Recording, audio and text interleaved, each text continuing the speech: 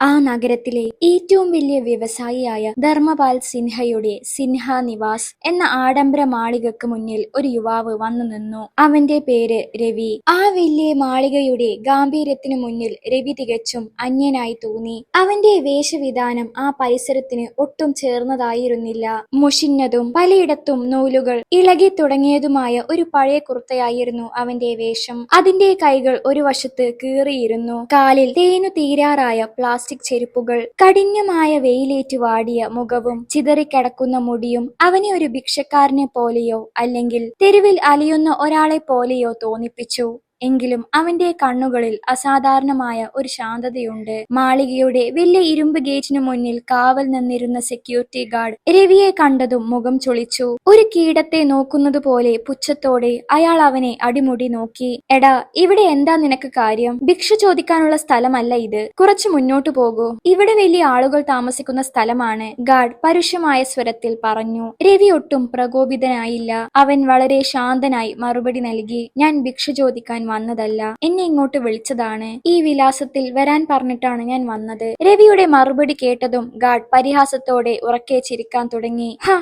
നിന്നെയോ? ഈ കീറിയ തുണിയുമായി നടക്കുന്ന നിന്നെ ഈ വീട്ടിലെ ഉടമസ്ഥൻ വിളിച്ചെന്നോ? നിനക്ക് വട്ടാണോ അതോ എന്നെ പറ്റിക്കാൻ നോക്കുകയാണോ? ഗാർഡ് വീണ്ടും കളിയാക്കി. എന്നാൽ രവി തന്റെ കീശയിൽ നിന്നും പഴയതും സ്ക്രീൻ പൊട്ടിയതുമായ ഒരു മൊബൈൽ ഫോൺ എടുത്തു. അതിൽ വന്ന ഒരു സന്ദേശം അയാൾ ഗാർഡിന് കാണിച്ചു കൊടുത്തു. അതിൽ ആ മാളികയുടെ വിലാസവും കൃത്യമായ സമയവും രേഖപ്പെടുത്തിയിരുന്നു. അത് കണ്ടപ്പോൾ ഗാർഡിന്റെ ഉള്ളിൽ ചെറിയൊരു സംശയം തോന്നി. എങ്കിലും അയാൾ വിട്ടുകൊടുക്കാൻ തയ്യാറായില്ല.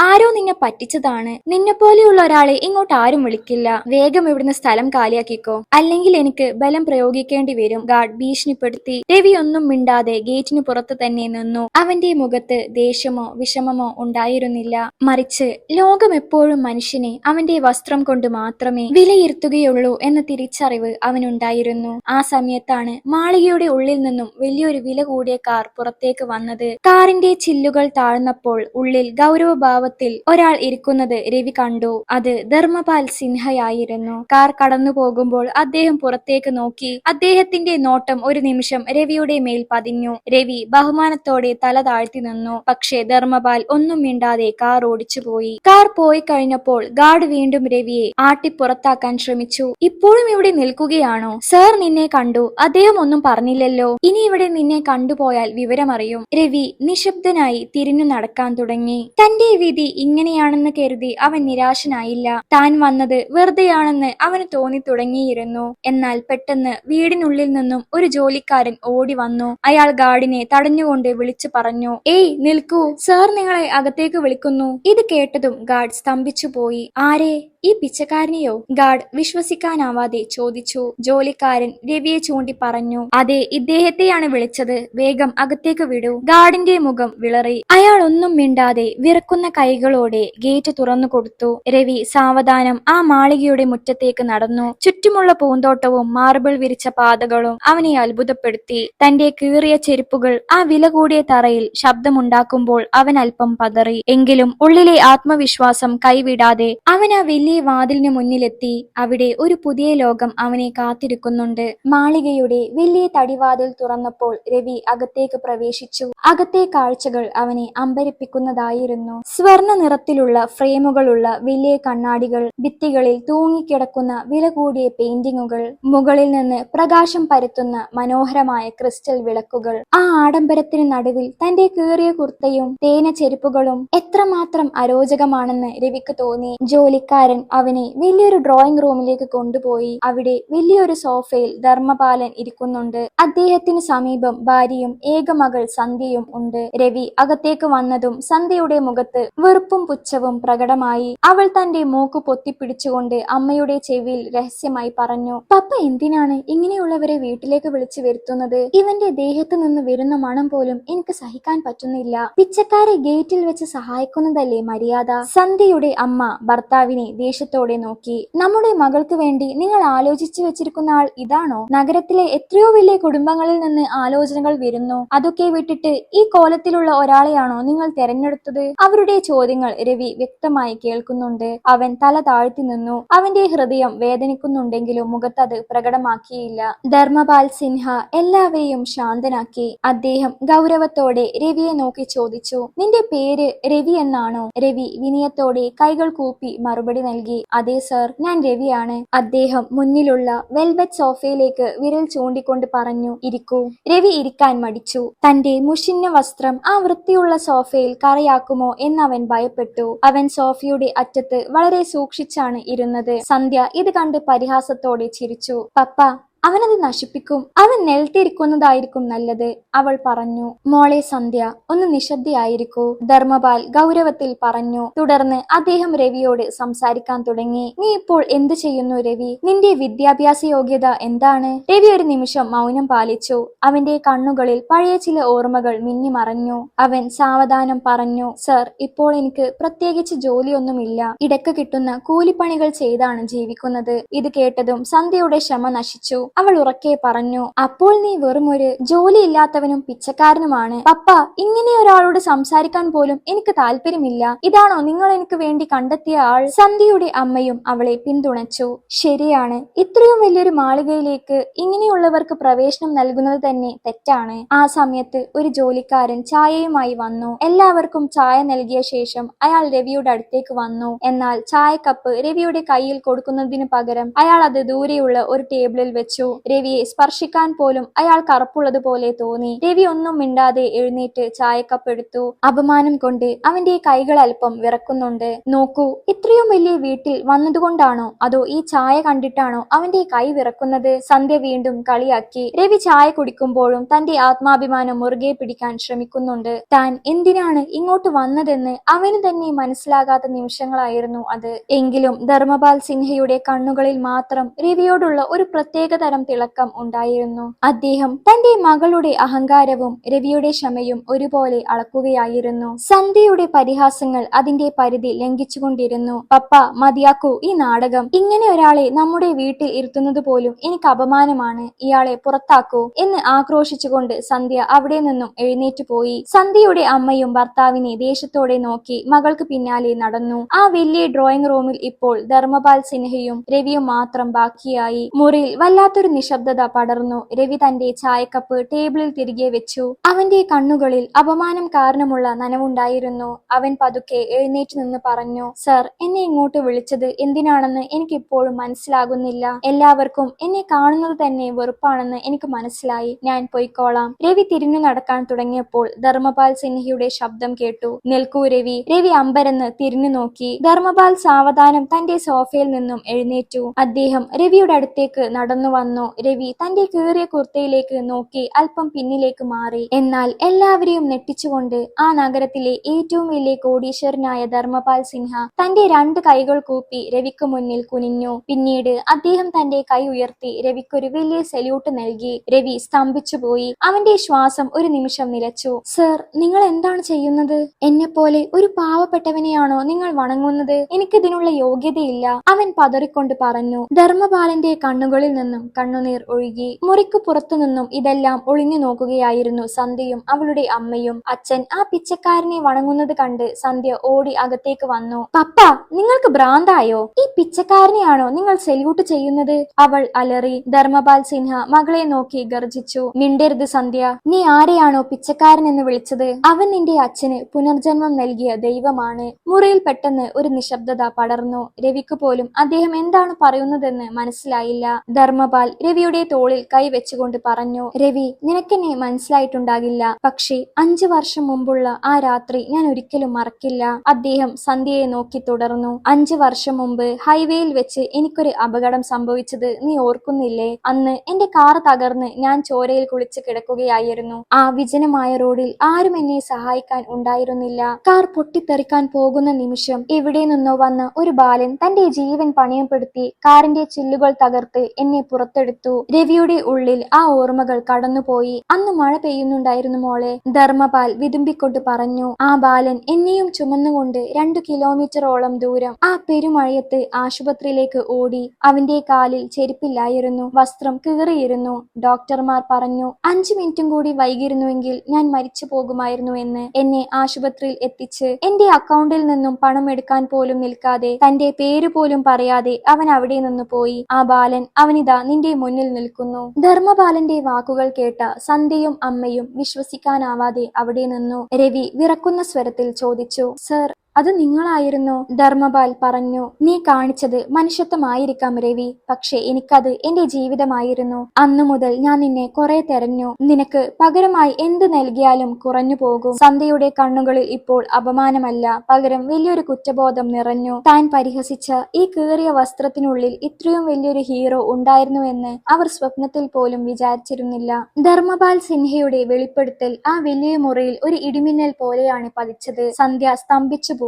അവൾ പരിഹസിച്ച, പിച്ചക്കാരനെന്ന് വിളിച്ച് ആക്ഷേപിച്ച ആ യുവാവാണ് തന്റെ അച്ഛന്റെ ജീവൻ രക്ഷിച്ചതെന്ന് വിശ്വസിക്കാൻ അവൾക്ക് പ്രയാസമായിരുന്നു. സന്ധ്യയും അമ്മയും താൻ നേരത്തെ പറഞ്ഞ കടുത്ത വാക്കുകൾ ഓർത്ത് പശ്ചാത്താപത്തോടെ തല താഴ്ത്തി നിന്നു. രവി വിറക്കുന്ന സ്വരത്തിൽ പറഞ്ഞു, സർ, അന്ന് ആ രാത്രി ഞാൻ ചെയ്തത് ഏതൊരു മനുഷ്യനും ചെയ്യുന്ന കാര്യമാണ്. അതിനത്ര വലിയ പ്രതിഫലമൊന്നും ഞാൻ ആഗ്രഹിച്ചിരുന്നില്ല. നിങ്ങൾ എന്നെ തിരിച്ചറിഞ്ഞതിൽ എനിക്ക് അതിയായ സന്തോഷമുണ്ട്. എന്നാൽ ധർമ്മപാൽ സിൻഹയുടെ കണ്ണുകൾ അപ്പോഴും രവിയുടെ ആ പഴയ കീറിയ കുർത്തയിലായിരുന്നു. അദ്ദേഹം സന്ധ്യയുടെ അടുത്തേക്ക് നടന്നു ചെന്നു. മോളെ സന്ധ്യ, നീ ചോദിച്ചില്ലേ എന്തിനാണ് ഈ അവസ്ഥയിലുള്ള ഒരാളെ ഇങ്ങോട്ട് വിളിച്ചതെന്ന്? നിനക്കറിയുമോ, ഈ 5 വർഷം ഞാൻ വെറുതെ ഇരിക്കുകയായിരുന്നില്ല. എന്റെ ജീവൻ രക്ഷിച്ച ആ മകനെ കണ്ടെത്താൻ ഞാൻ എല്ലാ ആശുപത്രികളിലും പോലീസ് സ്റ്റേഷനുകളിലും അന്വേഷിച്ചു. ഒടുവിൽ ദൈവമാണ് നിന്നെ എന്റെ മുന്നിൽ എത്തിച്ചത്. ധർമ്മപാൽ രവിയുടെ കൈകൾ പിടിച്ചുകൊണ്ട് ചോദിച്ചു, പക്ഷേ മകനെ, എനിക്കൊരു കാര്യം മനസ്സിലാകുന്നില്ല. ഇത്രയും നല്ല മനസ്സ് നിനക്കുണ്ടായിട്ടും, ഇത്രയും അധ്വാനശീലനായിട്ടും നീ എന്തുകൊണ്ടാണ് ഇന്നും ഈ അവസ്ഥയിൽ തുടരുന്നത്? നീ എന്തിനാണ് മറ്റുള്ളവരുടെ സഹായം ചോദിക്കാൻ മടിക്കുന്നത്? രവി അല്പം മൗനം പാലിച്ച ശേഷം പതുക്കെ പറഞ്ഞു, സർ, എന്റെ അമ്മ എന്നെ പഠിപ്പിച്ചത് ആരുടെയും മുന്നിൽ കൈ നീട്ടരുത് എന്നാണ്. സ്വന്തം അധ്വാനം കൊണ്ട് വേണം ഓരോ തരി മണ്ണും നേടാനെന്ന് അമ്മ എപ്പോഴും പറയും. പക്ഷേ ജീവിതം പലപ്പോഴും നമ്മൾ വിചാരിക്കുന്നതിലും ക്രൂരമാകും. രവിയുടെ കണ്ണുകൾ നിറഞ്ഞു. അവൻ തുടർന്നു, ആ രാത്രി നിങ്ങളെ ആശുപത്രിയിൽ എത്തിച്ച് തിരികെ വരുമ്പോൾ എന്റെ കയ്യിലുണ്ടായിരുന്ന ഒരു ഫയൽ നഷ്ടപ്പെട്ടു. എന്റെ എല്ലാ സർട്ടിഫിക്കറ്റുകളും രേഖകളും ആ ഫയലിലായിരുന്നു. അതോടെ എനിക്ക് നല്ലൊരു ജോലി കണ്ടെത്താൻ കഴിയാതെയായി. പണമില്ലാത്തതിനാൽ എന്റെ അമ്മക്ക് ശരിയായ ചികിത്സ നൽകാൻ എനിക്ക് കഴിഞ്ഞില്ല. എന്റെ കൺമുന്നിൽ വെച്ച് അമ്മ ഈ ലോകം വിട്ടുപോയി. രവി വിതുമ്പി പറഞ്ഞു. മുറിയിൽ വല്ലാത്തൊരു ഭാരം അനുഭവപ്പെട്ടു. സന്ധ്യയുടെ കണ്ണുകളിൽ നിന്നും കണ്ണുനീർ ഒലിച്ചിറങ്ങി. താൻ കണ്ടത് മുഷിഞ്ഞ വസ്ത്രം മാത്രമാണ്. എന്നാൽ അതിനു പിന്നിലെ ഹൃദയഭേദകമായ ഈ കഥ അവൾ അറിഞ്ഞിരുന്നില്ല. അവൾ പതുക്കെ രവിയുടെ അടുത്തേക്ക് ചെന്നു. രവി, എന്നോട് ക്ഷമിക്കണം. ഞാൻ നിങ്ങളെ ഒരുപാട് വേദനിപ്പിച്ചു.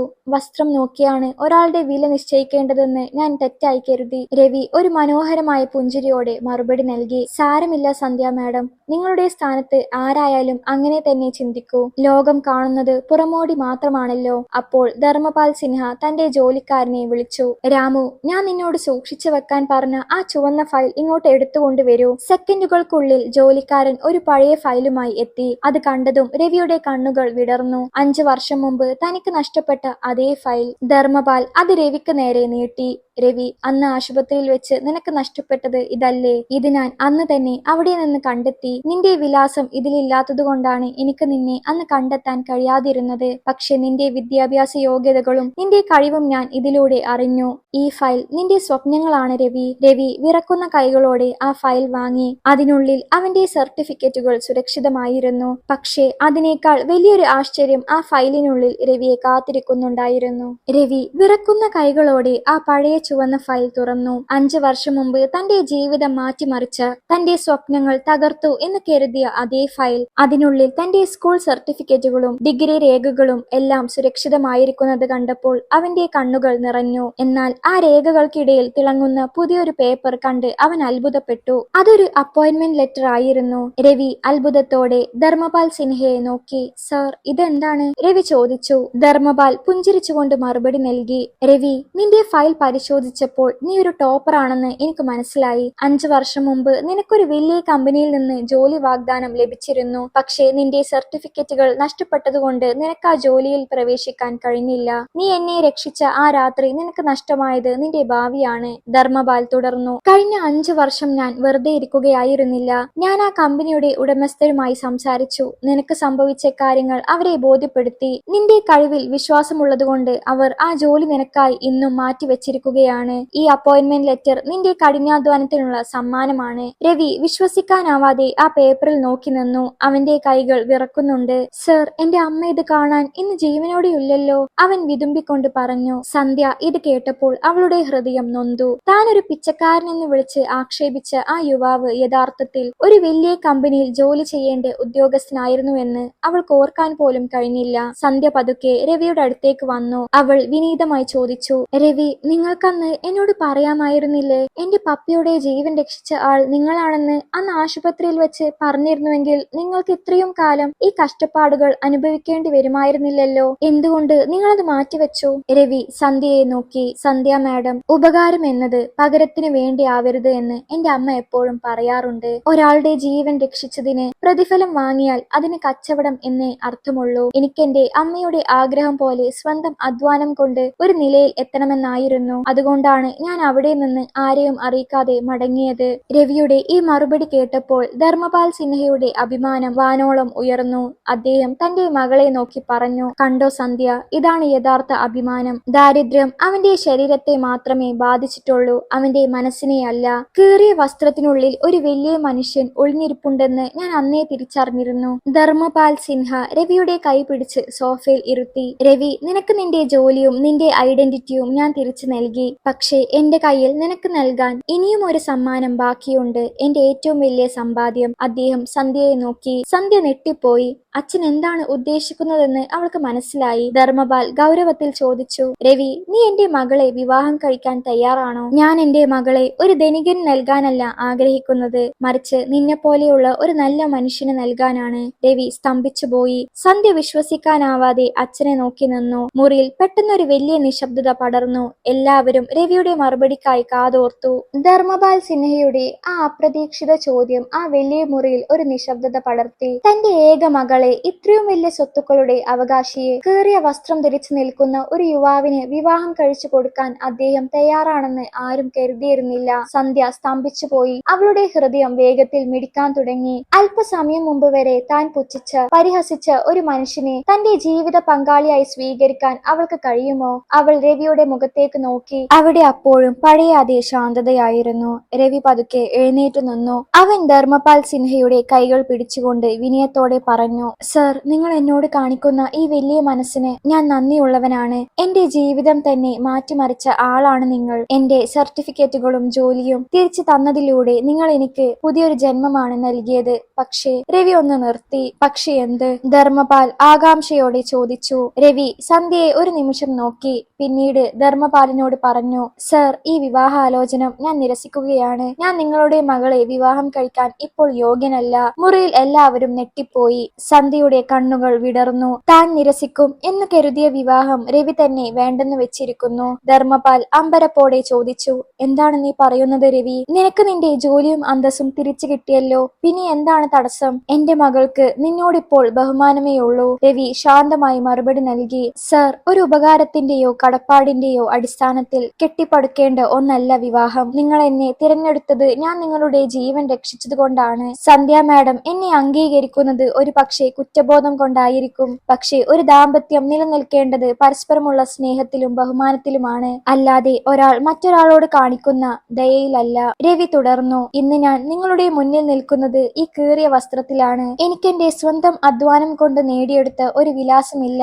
നിങ്ങളുടെ മകൾ ഒരു രാജകുമാരിയെ പോലെയാണ് വളരുന്നത്. അവൾക്ക് അർഹമായ ജീവിതം നൽകാൻ എനിക്കിന്ന് കഴിയില്ല. ഒരു ഉപകാരത്തിന്റെ പേരിൽ നിങ്ങളുടെ മകളെ എനിക്ക് സമാനമായി നൽകരുത്. അത് അവളോട് ചെയ്യുന്ന അനീതിയായിരിക്കും. സന്ധ്യയുടെ ഉള്ളിൽ ആ വാക്കുകൾ ആഴത്തിൽ തറച്ചു. ഇത്രയും വലിയൊരു ഭാഗ്യം മുന്നിൽ വന്നിട്ടും, ഒരു കോടീശ്വരന്റെ മരുമകനാകാനുള്ള അവസരം ലഭിച്ചിട്ടും തന്റെ ആത്മാഭിമാനം പണയപ്പെടുത്താൻ രവി തയ്യാറായില്ല. അവൾ ആദ്യമായി ഒരു മനുഷ്യന്റെ ഉള്ളിലെ യഥാർത്ഥ സമ്പത്ത് എന്താണെന്ന് തിരിച്ചറിഞ്ഞു. അവൾ പതുക്കെ മുന്നോട്ട് വന്നു. രവി, സന്ധ്യയുടെ ശബ്ദം വിറക്കുന്നുണ്ടായിരുന്നു. നിങ്ങൾ പറഞ്ഞത് ശരിയാണ്. ആദ്യം ഞാൻ നിങ്ങളെ വെറുത്തിരുന്നു. പക്ഷെ ഇപ്പോൾ എനിക്ക് നിങ്ങളോട് തോന്നുന്നത് കുറ്റബോധമല്ല, വലിയൊരു ബഹുമാനമാണ്. പണമല്ല ഒരു മനുഷ്യന്റെ വില എന്ന് നിങ്ങൾ എന്നെ പഠിപ്പിച്ചു. നിങ്ങളിപ്പോൾ ഈ വിവാഹം നിരസിച്ചത് നിങ്ങളുടെ ആത്മാഭിമാനം കൊണ്ടാണെന്ന് എനിക്ക് മനസ്സിലാകും. അതുകൊണ്ട് തന്നെ എനിക്ക് നിങ്ങളെ കൂടുതൽ ഇഷ്ടമാകുന്നു. സന്ധ്യ ധർമ്മപാലിനെ നോക്കി പറഞ്ഞു. പപ്പ, രവി പറഞ്ഞത് ശരിയാണ്. അദ്ദേഹം ആദ്യം സ്വന്തം നിലയിൽ ഒന്ന് ഉയരട്ടെ. അദ്ദേഹത്തിന്റെ കഴിവിൽ എനിക്ക് വിശ്വാസമുണ്ട്. അദ്ദേഹം തന്റെ അധ്വാനം കൊണ്ട് ഒരു പേര് സമ്പാദിക്കട്ടെ. അന്ന് അദ്ദേഹം എന്നെ സ്വീകരിക്കാൻ തയ്യാറാണെങ്കിൽ ഞാൻ സന്തോഷത്തോടെ അദ്ദേഹത്തിന്റെ കൂടെ ഇറങ്ങിപ്പോകും. ധർമ്മപാലിന്റെ കണ്ണുകൾ സന്തോഷം കൊണ്ട് നിറഞ്ഞു. അദ്ദേഹം രവിയെ കെട്ടിപ്പിടിച്ചു. മകനെ, നീ ജയിച്ചിരിക്കുന്നു. നിന്റെ സ്വഭാവം കീറിയ വസ്ത്രങ്ങൾക്കിടയിലും തിളങ്ങുന്നു. നിന്റെ ആഗ്രഹം പോലെ തന്നെ നടക്കട്ടെ. നീ നിന്റെ ജോലിയിൽ പ്രവേശിക്കൂ. നിന്റെ കഴിവിനാൽ നീ ഉയരങ്ങളിൽ എത്തുമെന്ന് എനിക്കുറപ്പാണ്. രവി വിനയത്തോടെ തലയാട്ടി. അവൻ ആ മാളികയിൽ നിന്നും ഇറങ്ങുമ്പോൾ അവന്റെ കയ്യിൽ ആ പഴയ ഫയൽ ഉണ്ട്. പുറത്ത് വെയിൽ കഠിനമായിരുന്നുവെങ്കിലും അവന്റെ മനസ്സിൽ തണുപ്പുള്ള ഒരു പുതിയ പുലരി ഉദിച്ചു കഴിഞ്ഞിരുന്നു. മാളികയുടെ പടികൾ ഇറങ്ങുമ്പോൾ രവിയുടെ ഹൃദയത്തിന് ഭാരമില്ലായിരുന്നു. 5 വർഷമായി തന്റെ തോളിൽ ഇരുന്നിരുന്ന ദാരിദ്ര്യത്തിന്റെയും നിസ്സഹായ അവസ്ഥയുടെയും ഭാരം ഇറക്കി വെച്ചതുപോലെ അവന് തോന്നി. കയ്യിലിരുന്ന ആ ചുവന്ന ഫയൽ വെറും ഒരു കടലാസ് കൂട്ടമായിരുന്നില്ല, മറിച്ച് അവന്റെ അമ്മയുടെ സ്വപ്നങ്ങളും അവന്റെ ആത്മാഭിമാനവും തിരികെ ലഭിച്ചതിന്റെ അടയാളമായിരുന്നു. അടുത്ത ദിവസം തന്നെ രവി തനിക്ക് ലഭിച്ച ജോലിയിൽ പ്രവേശിക്കാൻ തീരുമാനിച്ചു.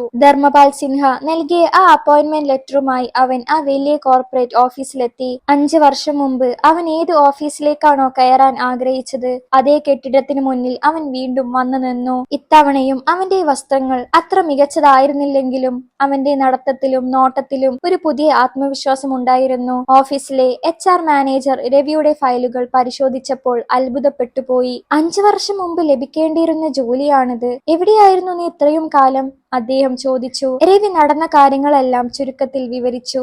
ധർമ്മപാൽ സിൻഹയുടെ ഇടപെടലിനെ കുറിച്ച് അറിഞ്ഞപ്പോൾ അവർക്ക് രവിയോട് വലിയ ബഹുമാനം തോന്നി. ഉടൻ തന്നെ അവൻ ഒരു ജൂനിയർ എക്സിക്യൂട്ടീവായി ജോലിയിൽ പ്രവേശിച്ചു. ആദ്യത്തെ കുറച്ച് ദിവസങ്ങൾ രവിക്ക് അത്ര എളുപ്പമായിരുന്നില്ല. ഓഫീസിലെ സഹപ്രവർത്തകർ അവനെ സംശയത്തോടെയാണ് നോക്കിയത്. അവന്റെ പഴയ ശൈലിയും പെരുമാറ്റവും കണ്ട് ചിലർ അവനെ പരിഹസിച്ചു. എന്നാൽ രവി ആരോടും പരാതി പറഞ്ഞില്ല.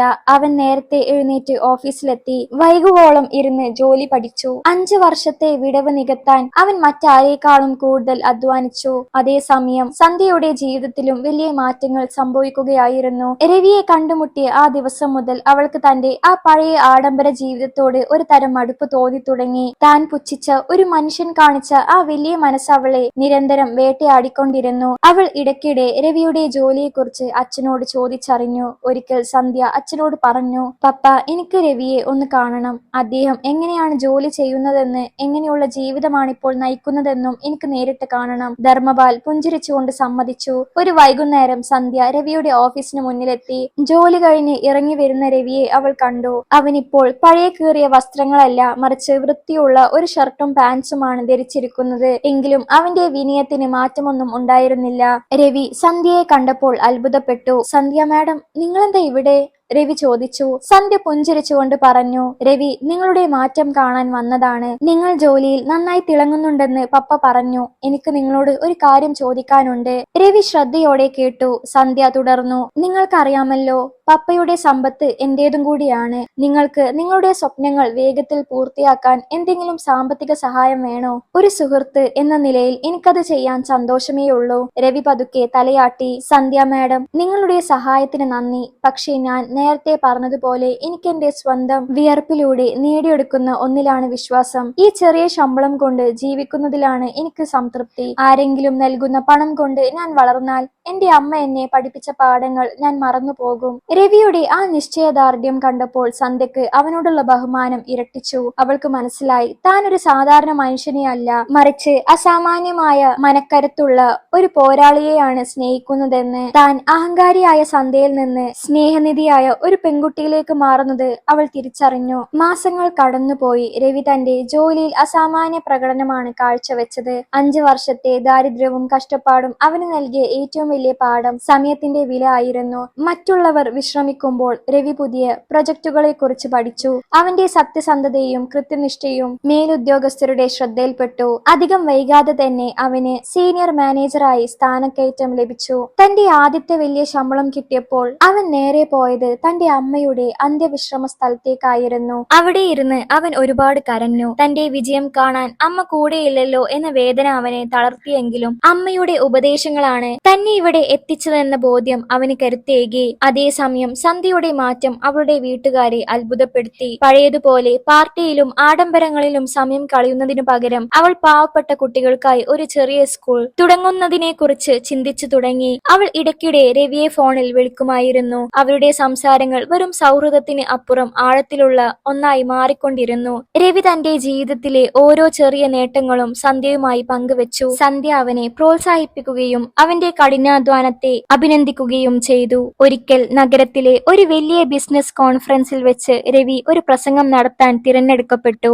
ധർമ്മപാൽ സിൻഹയും സന്ധ്യയും ആ സദസ്സിലുണ്ടായിരുന്നു. മുഷിഞ്ഞ വസ്ത്രം ധരിച്ച് അന്ന് തങ്ങളുടെ പടിവാതിൽക്കൽ വന്ന ആ യുവാവിന്ന് തിളങ്ങുന്ന സ്യൂട്ട് ധരിച്ച് ആത്മവിശ്വാസത്തോടെ ആയിരക്കണക്കിന് ആളുകൾക്ക് മുന്നിൽ സംസാരിക്കുന്നത് കണ്ടപ്പോൾ ധർമ്മപാലിന്റെ കണ്ണുകൾ സന്തോഷം കൊണ്ട് നിറഞ്ഞു. രവി തന്റെ പ്രസംഗത്തിൽ പറഞ്ഞ ഒരു വാചകം സദസ്സിനെ ഒന്നടക്കം എഴുന്നേറ്റ് നിൽക്കാൻ പ്രേരിപ്പിച്ചു. നിങ്ങളുടെ വസ്ത്രങ്ങൾ നിങ്ങളുടെ ശരീരത്തെ മാത്രമേ മറക്കുന്നുള്ളൂ, പക്ഷെ നിങ്ങളുടെ സ്വഭാവമാണ് നിങ്ങളുടെ ആത്മാവിനെ വെളിപ്പെടുത്തുന്നത്. സന്ധ്യ ആ നിമിഷം തിരിച്ചറിഞ്ഞു. രവി എന്ന വ്യക്തി തന്റെ ജീവിതത്തിലേക്ക് വന്നത് വെറും ഒരു അവിചാരിത സംഭവമല്ല, മറിച്ച് തന്റെ ജീവിതത്തിന്റെ അർത്ഥം മാറ്റാനാണെന്ന്. കോൺഫറൻസ് കഴിഞ്ഞ് പുറത്തിറങ്ങുമ്പോൾ സന്ധ്യ രവിയെ തടഞ്ഞു നിർത്തി. രവി, എനിക്ക് നിങ്ങളോട് ഒരു കാര്യം പറയാനുണ്ട്, സന്ധ്യ വികാരധീനയായി പറഞ്ഞു. അന്ന് നിങ്ങൾ എന്നെ വിവാഹം കഴിക്കാൻ യോഗ്യനല്ല എന്ന് പറഞ്ഞു. പക്ഷെ ഇന്ന് ഞാൻ ചോദിക്കുന്നു, എനിക്ക് നിങ്ങളുടെ കൂടെ ജീവിക്കാൻ യോഗ്യതയുണ്ടോ? പണമോ പദവിയോ നോക്കിയല്ല ഞാനിത് ചോദിക്കുന്നത്.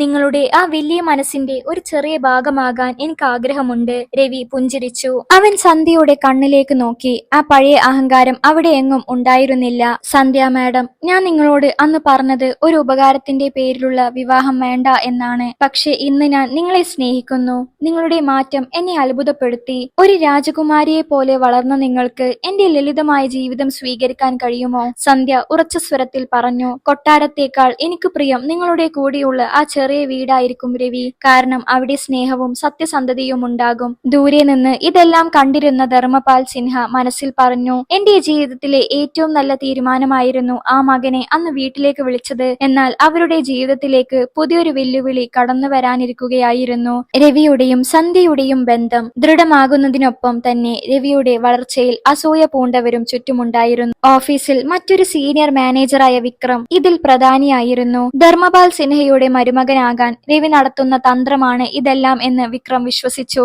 രവിയെ എങ്ങനെയെങ്കിലും തകർക്കണമെന്നും ധർമ്മപാലിന്റെ മുന്നിൽ അവനെ ഒരു ചതിയനായി മുദ്ര കുത്തണമെന്നും വിക്രം പദ്ധതിയിട്ടു. അതിനായി വിക്രം ഓഫീസിലെ ഒരു വലിയ പ്രൊജക്റ്റിൽ കൃത്രിമം കാണിക്കുകയും അതിന്റെ ഉത്തരവാദിത്തം രവിയുടെ മേൽ കെട്ടിവെക്കാൻ ശ്രമിക്കുകയും ചെയ്തു. കമ്പനിയുടെ കോടിക്കണക്കിന് രൂപ നഷ്ടപ്പെടുമെന്നും രവി ആ പണം സ്വന്തം അക്കൗണ്ടിലേക്ക് മാറ്റിയെന്നും കാണിക്കുന്ന കള്ളരേഖകൾ വിക്രം നിർമ്മിച്ചു. ഒരു വൈകുന്നേരം ധർമ്മപാൽ സിൻഹയുടെ ഓഫീസിലേക്ക് ഈ രേഖകളുമായി വിക്രം ചെന്നു. സർ, നിങ്ങൾ വിശ്വസിക്കുന്ന ആ രവി അത്ര നല്ലവനല്ല. നോക്കൂ, ഈ പ്രൊജക്റ്റിൽ അവൻ വലിയ അഴിമതിയാണ് നടത്തിയിരിക്കുന്നത്, വിക്രം പറഞ്ഞു. ധർമ്മപാൽ ആ രേഖകൾ പരിശോധിച്ചപ്പോൾ ഞെട്ടിപ്പോയി. ആദ്യമൊന്ന് പതറിയെങ്കിലും രവിയുടെ ആത്മബലത്തെക്കുറിച്ച് അദ്ദേഹത്തിന് ഉറച്ച വിശ്വാസമുണ്ടായിരുന്നു. അദ്ദേഹം രവിയെ ഉടൻ തന്നെ മുറിയിലേക്ക് വിളിച്ചു വരുത്തി. രവി അകത്തേക്ക് വന്നപ്പോൾ അവിടെ വിക്രം നിൽക്കുന്നത് കണ്ടു. ധർമ്മപാൽ ഗൗരവത്തോടെ രേഖകൾ രവിക്ക് നേരെ നീട്ടി. രവി, ഇതിനെക്കുറിച്ച് നിനക്ക് എന്താണ് പറയാനുള്ളത്? അദ്ദേഹം ചോദിച്ചു. രവി ആ രേഖകൾ ശാന്തമായി വായിച്ചു. അവന്റെ മുഖത്ത് ഭയമോ പരിഭ്രമമോ ഉണ്ടായിരുന്നില്ല. അവൻ വിക്രമിനെ ഒന്ന് നോക്കി. പിന്നീട് ധർമ്മപാലിനോട് പറഞ്ഞു, സർ, സത്യം വെളിപ്പെടാൻ അധികം സമയം വേണ്ട. ഈ ഫയലുകളിൽ കാണിച്ചിരിക്കുന്ന അക്കൗണ്ട് നമ്പറുകൾ എന്റേതല്ല.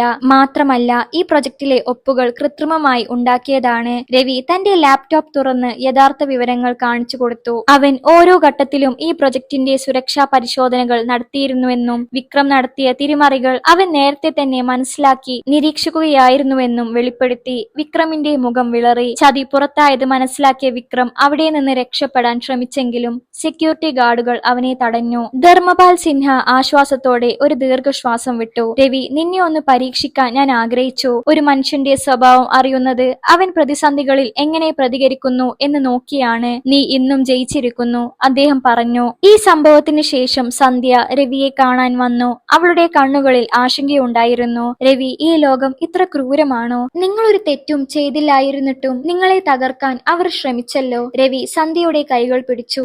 സന്ധ്യ, ഇരുട്ടുണ്ടെങ്കിൽ ഉണ്ടെങ്കിലേ വെളിച്ചത്തിന് വിലയുണ്ടാകൂ. ഇത്തരം പ്രതിസന്ധികളാണ് നമ്മളെ കൂടുതൽ കരുത്തരാക്കുന്നത്. എന്റെ അമ്മ എപ്പോഴും പറയും, സത്യത്തിന്റെ പാതയിൽ മുള്ളുകൾ ഉണ്ടാകും, പക്ഷേ ലക്ഷ്യസ്ഥാനം സ്വർഗമായിരിക്കുമെന്ന്. സന്ധ്യയുടെ മനസ്സിൽ എല്ലാ പേടികളും മാറി. അവൾക്ക് മനസ്സിലായി, രവി തന്റെ ജീവിതത്തിലെ എല്ലാ കൊടുങ്കാറ്റുകളെയും തടുക്കാൻ ശേഷിയുള്ള ഒരു വൻമരമാണെന്ന്. ധർമ്മപാൽ സിൻഹ തീരുമാനമെടുത്തു, ഇനി വൈകിക്കരുത്.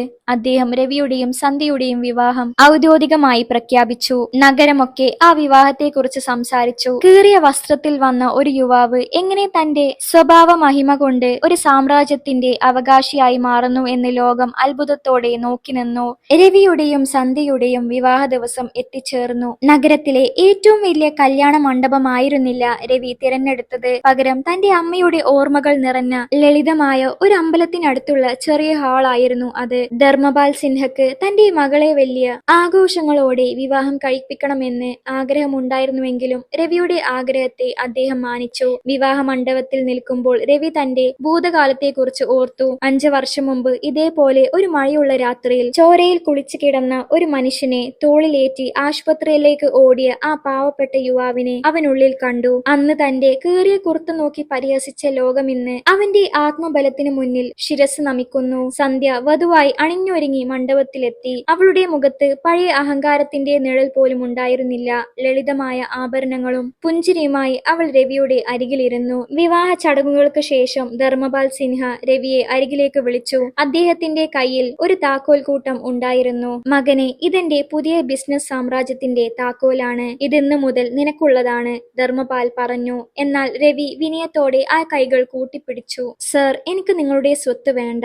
നിങ്ങൾ എനിക്ക് തന്ന ആ പഴയ ഫയൽ ഉണ്ടല്ലോ, അതിനേക്കാൾ വലിയൊരു സ്വത്ത് ഈ ലോകത്തില്ല.